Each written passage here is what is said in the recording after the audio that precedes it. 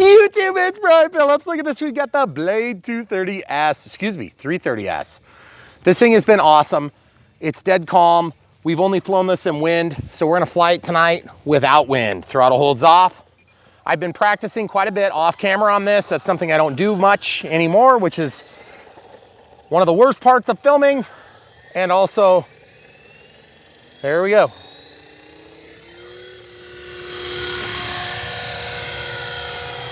Oh, that thing is so sweet. I'm getting the hang of it to where I can fly the thing and I feel pretty comfortable with it. Where I don't feel like it's gonna like lop my head off. I am learning that if you switch from modes, you have to make sure you give yourself plenty of time for mode transitions.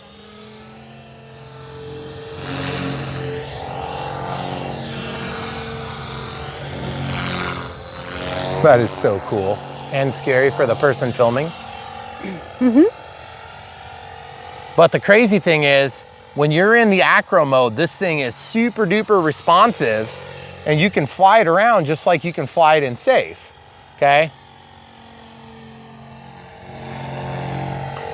I'm just kind of getting the hang of doing all the different flips, and you've got such good symmetry on the controls that it's just not very scary, you know?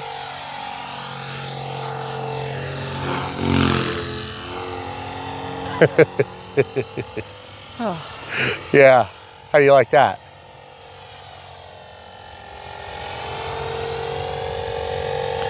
So what I'm trying to do is I'm slowly working my way into a position where I feel like I can control this helicopter in all different modes, meaning the top mode and then not the top mode. I don't do a lot of spinning with the tail because that gets me out of orientation quicker. And so I've just learned that it's not worth it for me. It's too hard to recover. That is so cool. And then if you get into a situation, like I haven't even flipped out of this mode, because when you do flip, that's when you're dropping your overall throttle position back to 65 max if you're doing the default configuration. See that oscillation? There's quite a bit of vibration there, so that's not so great. I'm gonna come up here, and I'm actually gonna go back to regular safe, give it a little extra throttle, and now it's gonna auto level, but you have to remember that it's gonna limit the amount of power and lift and authority that you're gonna have. So if you do that at the wrong time and you're coming downhill too much, then you could actually hit the ground, which is what I did off camera the other day. Now, fortunately, I'll kind of demonstrate what happened. I'm not gonna actually crash again. But what happened was I was about something like this. Fortunately, you can see the grass is very tall, and it just went straight down, and I was very close to the grass. So I was basically in that little grass area, and it didn't damage anything, but it might have knocked a little bit of life out of the helicopter, you know? But as you can see, just rock solid, guys. Look at this. Once you get it so it's not going up or down, and if you get your throttle and pitch curves, you can actually set the cyclic, and the collective is this thing, and then the cyclic is this thing, from what I understand. So when the cyclic goes up and down, then that makes you go up and down, and then the collective changes the collective angle of the rotors. So in this case, I'm gonna go right over the top of the tree line. Hopefully I can get that for you. But the scale performance is just amazing on this thing. I love flying it like this and safe, but I equally love it in crazy mode. This is crazy mode. That is just amazing. The amount of power that it takes to go from one direction to the other is just like almost nothing. It's very cool. And see, like I flipped right into safe because I was kind of losing myself there a little bit. By the way, if you guys wondered if we're in flyover territory, look at all the lines in the sky. Looks like grid work. In fact, here's one of my buddies right here. He's probably about 25, 30,000 feet above us. But you can see him up here. He's going somewhere. Somewhere he wants to go. He or she, or they, probably they, more than likely. But also, the other thing I learned about this helicopter is you do need to be a little bit careful about your battery placement. I stuck in a battery and I didn't realize it, but I was rubbing the motor on the pack. So you don't want to do that, and it's very easy to get in a situation where you've got it tight in there close.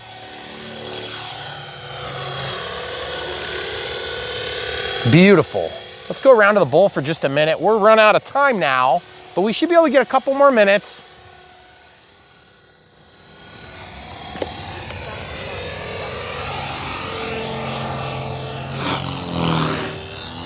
I just think it's nuts that you can make it go upside down so powerfully. Or so relaxed. It's just something else. It's something I'm not used to. And then also being able to command that that helicopter comes back to us quicker than what we're used to on what would be basically a non-collective pitch helicopter. You know, like one of your toy grade helicopters. And so as I get a little bit more comfortable, I'm basically learning how to get it to level out. And I'm doing the inside, I'm doing the back tail down first. And then I'm also doing a more conventional flip, like what I would do in an airplane. And then I'm also doing some barrel rolls. And then there's TikToks and things like that. I haven't gotten really good at that, and I'm kind of scared to do it, to be honest. But basically, if you just recognize the power that you have and the speed that you can produce, it's kind of amazing. And it's really fun because you really command all three axes of control at any given time. Whereas with an airplane, you're always dependent on airspeed and throttle management. I mean, you also have, you know, cyclic management or, you know, throttle management on this too. But the difference is you need to move forward to be able to get air over the control surfaces in most airplanes. Whereas with a helicopter, you really kind of make the movement already yourself, like you're doing it yourself, which is just really different. It's very strange.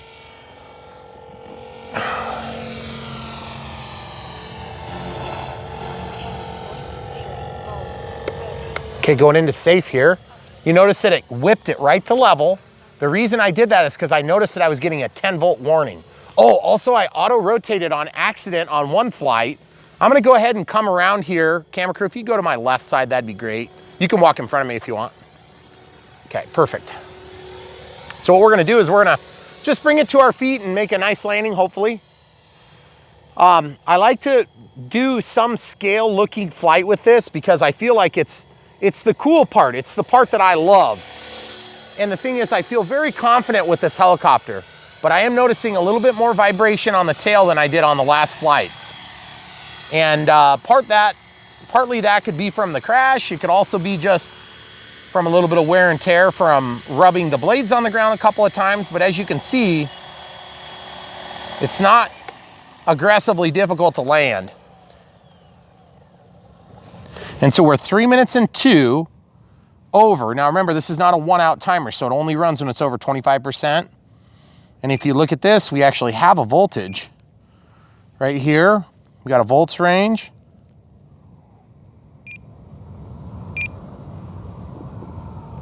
So I think it's evidently thinks the battery's dead. That's weird. Because that does not look like anything right there. No. That should be reading that right now. Maybe it's just because it dropped out of range. I did get a warning. I could hear it saying 10 point something, 10.6 volts or so. I'm just gonna spool it up and see what happens. Be careful, if you spool up on low batteries, sometimes it'll oscillate really bad, so be careful. See what I'm talking about?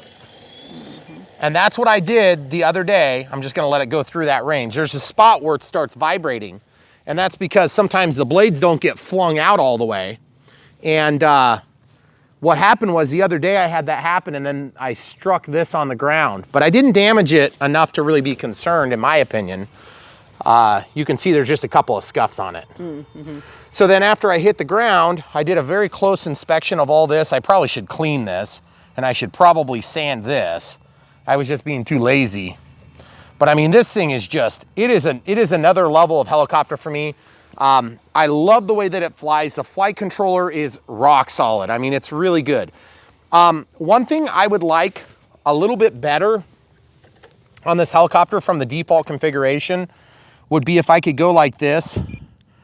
There's a throttle curve and a pitch curve, okay? So the throttle curve in this mode is, you know, it's like not even really doing anything.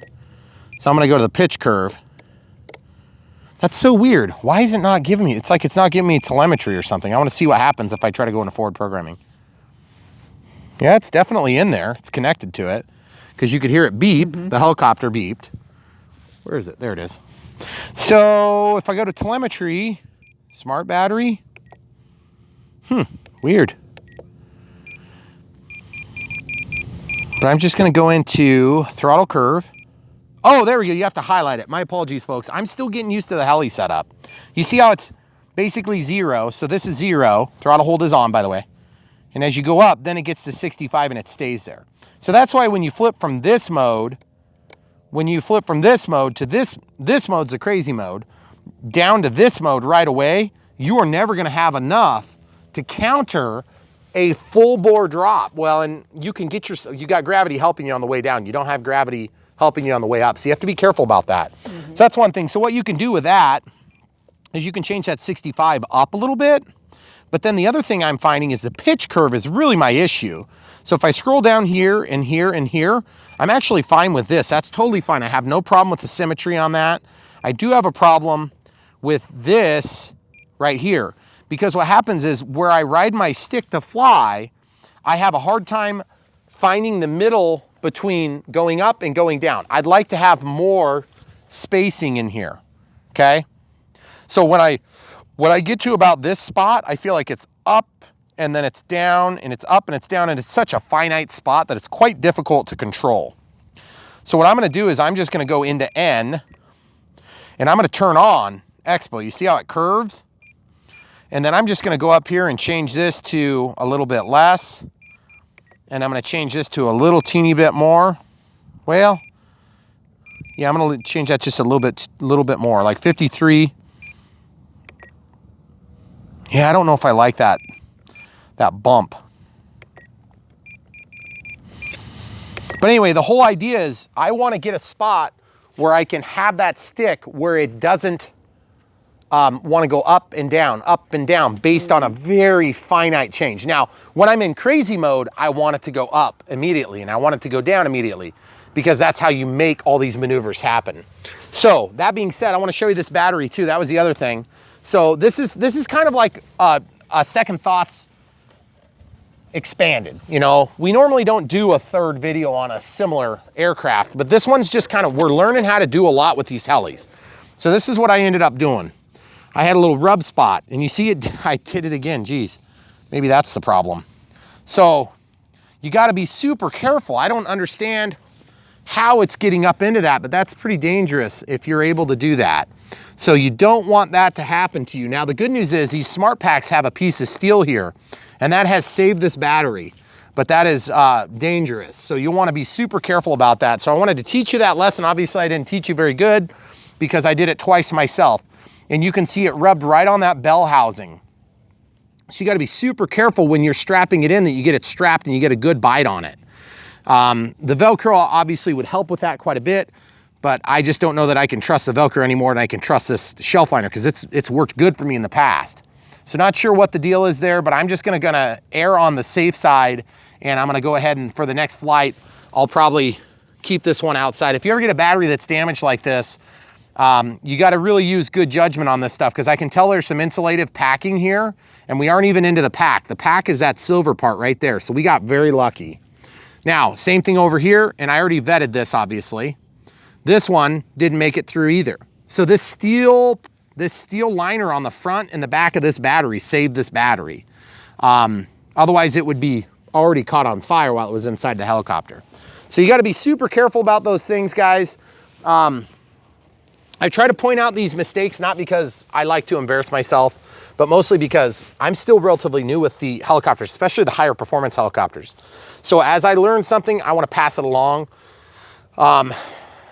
Because basically, let's face it, there is a steep learning curve on all of the aviation related stuff. Driving a radio controlled car is not hard, okay? You can do it on the ground, you can stop and it stops. There's no damage. Helicopter, you stop and you're screwed. Airplane, you stop and you're screwed. Quad, you stop and you're screwed. Well, maybe. You might have like a return to home or like a landing button. But the idea is even with safe, you still don't have the opportunity to say, I can't handle it and pass it off. I mean, unless you have somebody there working with you.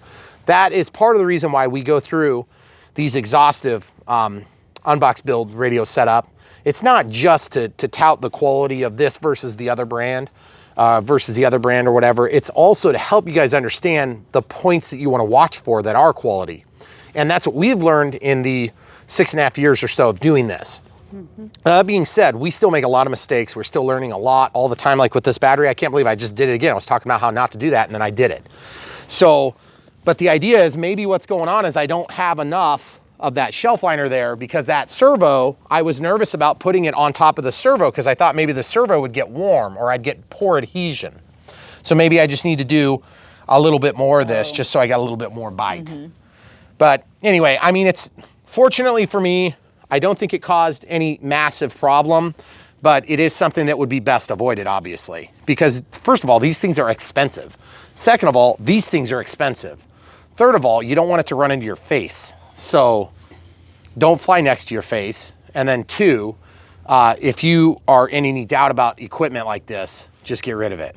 Do it the safe way. Look up local ways to throw things away. I'm not even gonna tell you how to do it, because there's a lot of people that watch our channel of varying backgrounds. Let's just put it that way, is a nice way of saying it. Yep. So we're gonna do another battery. We're gonna fly this one more time. So we'll be right back. So we're on 3S 50C this time. We were on 30C before, and we have those nice little rub marks, those upgrades, Brian Phillips style. So you'll note that this one's a little bit longer and skinnier pack. And so what I have found is that when you put the lead away from the plug, it's hard to reach in some configurations. So just be aware of that, and then obviously be willing to make adjustments. And you see, I thought I had it strapped about there, okay? And then I had one of my really wise commenters had suggested something to me the other day, because I was like, I'm not 100% sure where the center of gravity should be on these helicopters. And then he was like, Brian, just balance it on the helicopter. Oh. And I was like, oh yeah, that's kind of embarrassing that I didn't think about that. But you do kind of have to have this centered, or it's really hard to balance, and then you have to put it sideways, and then of course I don't have the canopy on. So you see what I've done here? I've got this strapped down as tight as I can get it, and you can see that thing is in there. So the other thing too is we already adjusted this, but now that we're gonna do this again, I'm gonna actually just, I'm gonna do 60 and I'm gonna do 55, because I feel like that's about where I want it to be subtle, okay? So I'm gonna lay this, I'm gonna clear the timer, I'm gonna lay it away from the blades just in case something goes wrong. So then this, and you see I have a lanyard that's hanging down. That's probably not great.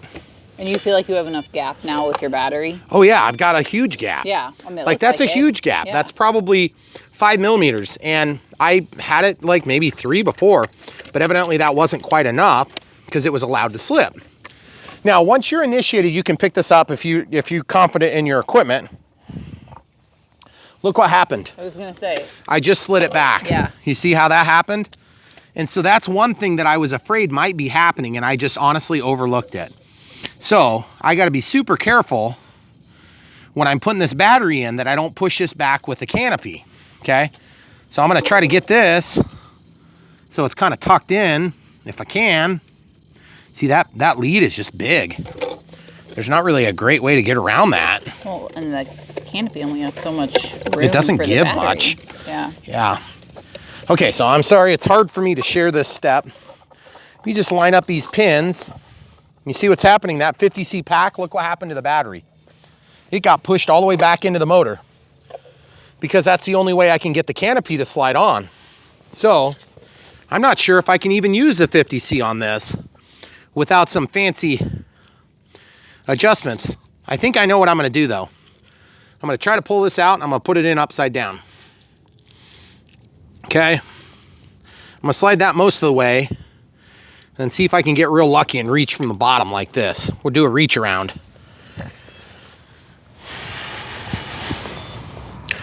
Let it initiate so it's fully set up.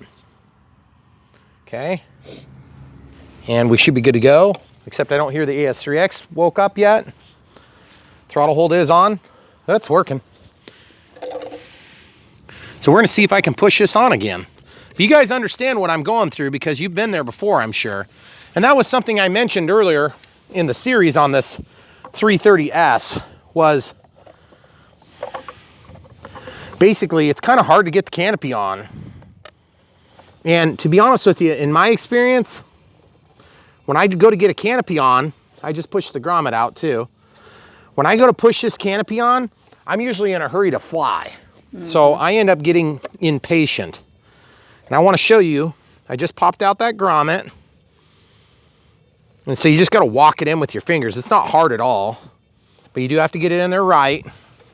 I'm just going to throw caution to the wind and push that battery straight into the motor.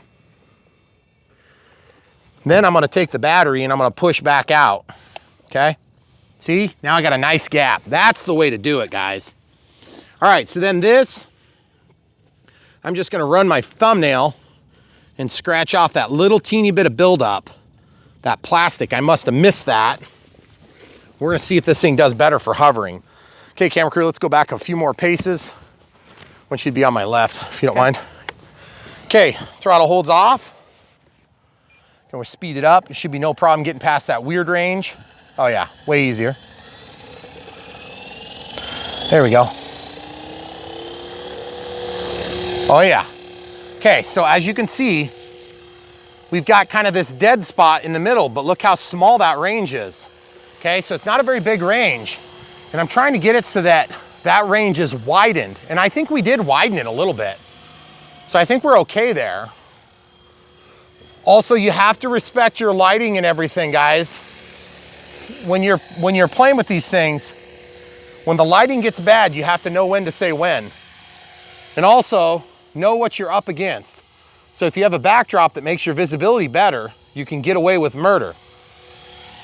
Whereas if you're over here, flying with the sun behind you, look how hard it is to see. Now, you guys already know that from watching our videos.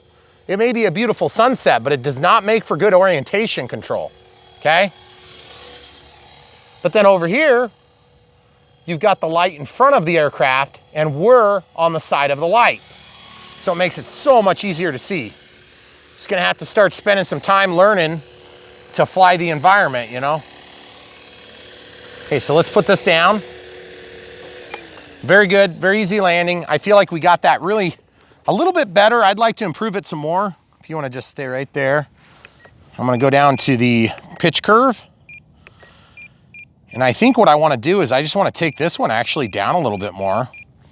And then I'm gonna take this one down just a hair. And then we still go all the way to 100. But what I might do is I might go to throttle curve and in N, I might change this one up to like 75 and then this one up to like 70, okay? So that's gonna give us it's gonna express a little bit more power at the top of the range. Okay, throttle cuts off or throttle holds off. And I broke one of my cardinal rules. I didn't actually hook my lanyard. See how nice that gets off the ground now? Then, when I really get into something crazy, it'll go a little extra power at the very tip of the range, but it's not gonna give me tons of extra change in throttle in my actual holding altitude mode, which is kind of like, let's call it 60% on the throttle, which is not the throttle in an airplane. It's a what? What? It's called a cyclic. And then the collective is the thing that tips everything. So basically what I'm trying to do is I'm trying to make this thing fly the way I like it. And I feel like it's still probably a little bit more responsive than I want it to be and safe, but it's plenty good in crazy mode. Now, why do I care about this finite range? I want to talk about this some more. I know I've been kind of beating a dead horse, but you see the difference here? I've got about like, let's call it 3 clicks that I can make that thing go up or down. And that makes a drastic change. So what I want to do is I want to fiddle with it more.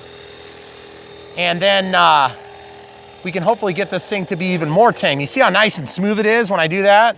That's what I like about flying these higher quality helicopters. There's just like no question. Okay, so throttle curve. I think we got, this throttle curve is good. I think we're good on the curve part for the throttle.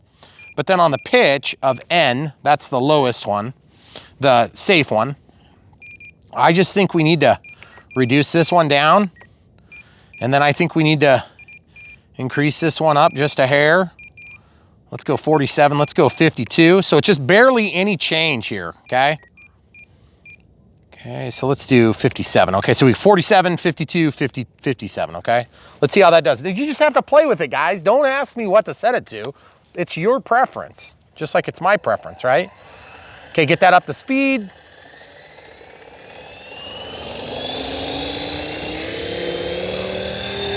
Okay, so once it gets up to speed, then I can sit here and I can see, I feel like it's more tame and I'm getting that center spot better.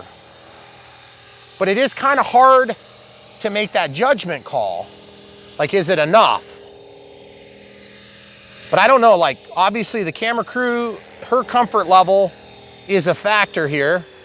So I'm gonna do this one more time. I'm gonna go back into pitch curve. I'm gonna go back to N, and I'm actually gonna walk up all three of these points. I'm gonna make this like 63. Then I'm gonna make this one like 57. And then I'm gonna make this one like 50, 53, okay? So that's gonna bring the whole range up in that whole sector. So I think what's gonna happen is it should meld everything back together. All right, here we go.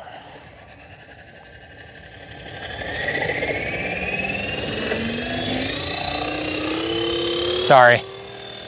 It was getting a little wonky, so I wanted to pop up off the ground. See, now I feel like, you see this? I gotta really move that stick to go up or to go down. And there's a distinct difference between this position and that position. But I still have plenty of power to get out of a hole if I need to get out of a hole, you know? So let's go over here. We got just a hair more light. If you'd be on the right side there, camera crew, that'd be great. So as you can see, we're transitioning into the unnatural light. The idea here is we're still in safe, but I still have plenty of juice to get out of the hole if I have it drop down like that on me. And then when I mix my controls, I have really good control over everything. I feel like I actually have to move the stick out to make it do what I want instead of it just arbitrarily doing it. Now, you more experienced helicopter pilots would hate that. You'd be like, I want it more responsive. And yes, I can see, but it is definitely getting harder to see. I feel like I've struck the middle ground here where I have the reliability I want, and it flies more like a beginner helicopter. You guys got to remember, I am still very new with helicopters. Timer's counting down, just so you guys know. I don't know if you can hear that on the video. Okay, so I'm gonna bring it in here, and then if you're trying to learn how to fly with the tail boom towards you. It makes it a lot easier for orientation. You're good where you are. Okay. So let's just bring this up and look at all the inner workings. That's one of the really cool things about helicopters, is that you can get honestly up close and personal and really have an awesome view of it. And that's something you don't always get that unless you're slope soaring on airplanes. It just looks so cool.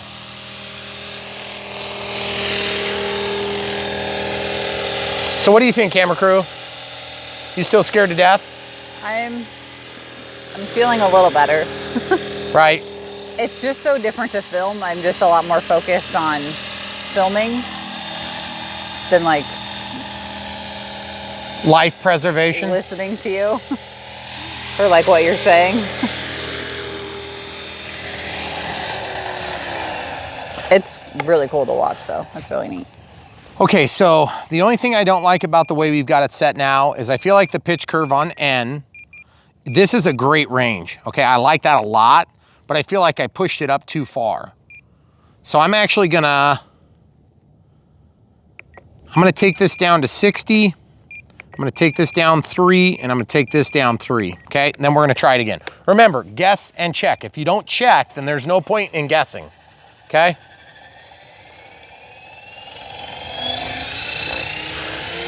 That was kind of a slower than expected. I want you on my other side now, please. Thank you. Perfect. I have a better idea of where you are over there. So basically, the whole moral of the story tonight is don't be afraid of helicopters. Be afraid of setting them up wrong. So if you don't like the way that it's set up, play with it, learn what's making the change that you like, and then do it. Because look at this, guys. I'm inches off the ground. I'm definitely in the ground effect, and I feel fully in charge of this thing. Now, I am in safe, obviously, because I'm not that good of a pilot. But the thing is, you know, I couldn't have done that here the other day. It would have bounced right out. It would have been up here for sure. Okay? But I have to really move the stick to get it to do that now. So very, very happy with this. I feel like I have plenty of power to arrest a descent. All right, I want to change the throttle pitch response here now, because now that we have that part done, okay, throttle cuts on. So now I'm going to go down to the throttle curve for N, because like I said, I'm happy with this, I'm happy with that. I'm not going to mess with those. But this one, I'm going to go up just a hair, and I'm going to go up just a hair. Yeah, 70, and then I'm going to go up just a hair. You see how that it's slow incline? The reason I want that is because I want to be able to get out of the hole faster. Okay, normal mode, here we go. So basically this is just changing this, whoa! See what I'm talking about? You don't, sometimes when it takes too long to get out of the hole, it'll do that and you don't have a lot to say about it. So there we go. And I think part of it is if you have too much pitch, it's too much power demand. But we shouldn't be out of power. We've been very, very light on our power consumption on this.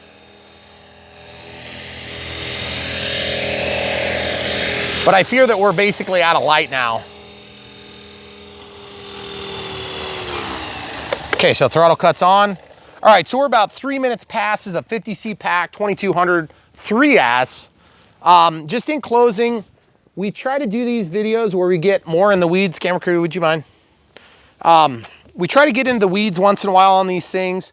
Like I said, still learning a ton. Hopefully the information we shared will help you to be a little bit more proficient with going through your own menus. And by the way, just the little bump into the ground, scuff that up. So if you have a sanding block, which are made of foam, they work really nice for just cleaning up the tips. You can obviously replace that, but I'm not going to replace that every time. I might replace it every third or fourth time if I have a really bad run-in. But I just love this thing. I feel super confident flying it. The size really matters. In terms of lighting, it's got a good contrast, you know, with the white and the black, helps a lot. Even though I wasn't crazy about it at first, I like it now because it makes it easier to see. And then this canopy really does help with visibility a lot. So without further ado, guys, that's all we can do for this one because Mother Nature has rejected us here. It looks like the sun is down. And the 330S will be featured in some other upcoming exciting things. So I don't know if you guys are seeing this before or after, but it'll be cool. So we hope you enjoy it. Come back for more. Thanks for watching. If you have questions or comments or suggestions for me as I dive into the helicopter stuff a little deeper, please leave them in the comments below. And just keep in mind, I'm not going to be doing like some $2,000 helicopter tomorrow unless you can find somebody that wants to send one, and then we will. But for now, this is probably what I can handle until we go to the next size up from Horizon. The Blade, what is it, the 480? 480. 480, so we're really excited. That's the next one on the agenda in terms of helicopters, but I'm kind of wanting to get a little better with this one, and I feel like so much more confident doing those loops and going underneath like this and coming back around and then, you know, going upside down and then shooting it through the sky.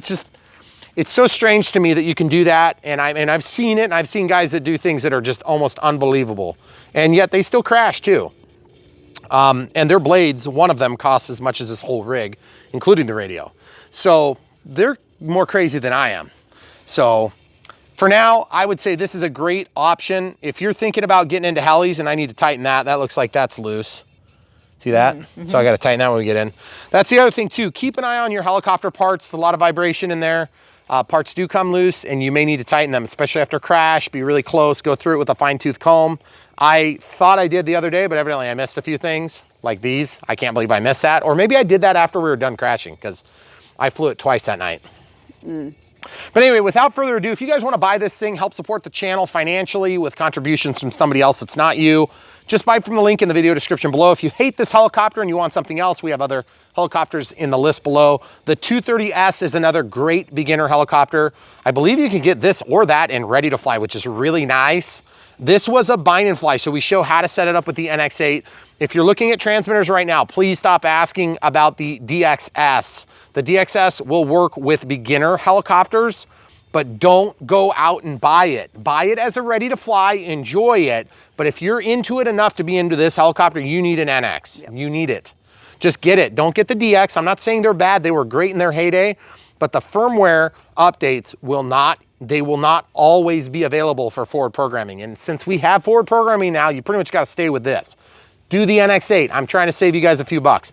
Also, if you can afford the 10, we've only had one plane so far that we lost one channel. We need one extra channel, but we got by and it was fine. It was P-47, Hangar 9. People have asked that question a lot in the comments. That's why I'm answering it. I'm not trying to be presumptuous here. Camera crew, she doesn't see all the comments like I do.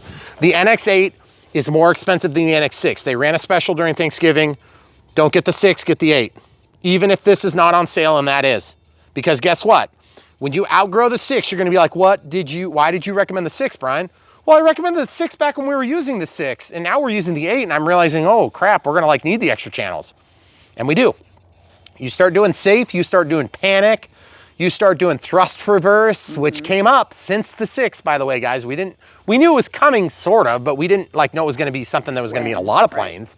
But if you're doing a plug and fly, and you're adding safe select and thrust reversing, you need the channels, guys. So, or if you're splitting flaperons. Yep. And you want flaperons those other or things. crow. Yep. Where you take 3 channels for the wing. So there's a lot of reasons why you need the 8 and you need the NX, not just the DX. For the moment, the DX8 is great. If you need to get an E because you're on a very tight budget, but you just can't help but need 8 channels, get the DXE. That is, do not get the DX6E. You will not be able to do everything you need. The 6E is fine for some beginner stuff. It's a great option for people back before they had the NX line. That was before we had thrust reverse, before we had the Avian ESCs, before we had all the new telemetry stuff. Keep in mind, a lot of this stuff is new, so that's why we're kind of converting over to this stuff, okay? I have a DX18, far superior to this, right? Except I don't use it. It sits in a box because this thing does everything I need. With the exception of that one channel, that one plane we could use the DX18 for. And by the way, the DX18 Gen 1 that I have does have forward programming and it's all updated. So just to be clear, Horizon Spectrum is really good about reverse compatibility as long as they can, but there is a limit. And I'm pretty sure we're getting close. They're not telling me that, I'm telling you that. Because I can tell because they slow down when you update the firmware. So when you update the firmware and the hardware starts working really slow, guess what that means? It's not going to support everything that they want to do. Yep. Because they're running out of resources. Now, there's ways around that, in my opinion, working with systems for a living, but they don't ask my opinion on that. I just present you with the facts that I've learned. And then the things that they suggest, I say. But in this case, the NX8 is the way to go. You can either take my word for it, or you can buy something even better. If you go higher, you're going to be good. If you go to the IX20, IX12, you're going to be taken care of for a long time. So, but we have been super, super happy with the NX8. I mean, other than the exposure from the weird colors on the screen, we've loved it. And that's just a filming thing. So it's got nothing to do with the use. Yep. So otherwise, 330S, awesome, loving it. By far, my favorite helicopter. It's also probably the most expensive helicopter I have, full disclosure. I mean, isn't it? Mm-hmm. Yeah, I think it is. I mean, we've got some E-Sheens and stuff that have been very good. The E-Sheen that we did for the 150 was awesome. It made me feel almost as confident as this, and it's a third the size. Same thing with the 230S, amazing helicopter. Love the way it flies. Similar to the E-Sheen 150, but it's a little bit bigger, so it's like the middle step. So we have 3 steps in there, it's really cool. But I can tell you this, size matters. In the helicopters, when you can see when you're 200 feet up, it makes a big difference because you got to get a few mistakes high. You're not going to be sitting here cutting the grass like the guys you see on YouTube, like those weird people, those superhumans that you see on YouTube. I don't know where these people come from that are mowing the grass. It's crazy. I can't imagine the amount of thousands and thousands of dollars that they've wasted on helicopters getting to the point of clipping their grass with their blades. But I'm gonna do it someday. Good. Mark my words. Camera crew is rolling her eyes big time. Anyway, all right, you get no more for tonight. Thanks, guys. We appreciate you. Best audience in YouTube history. Check the links, buy this stuff from our links, and you'll help support us so that I don't go broke. Thanks.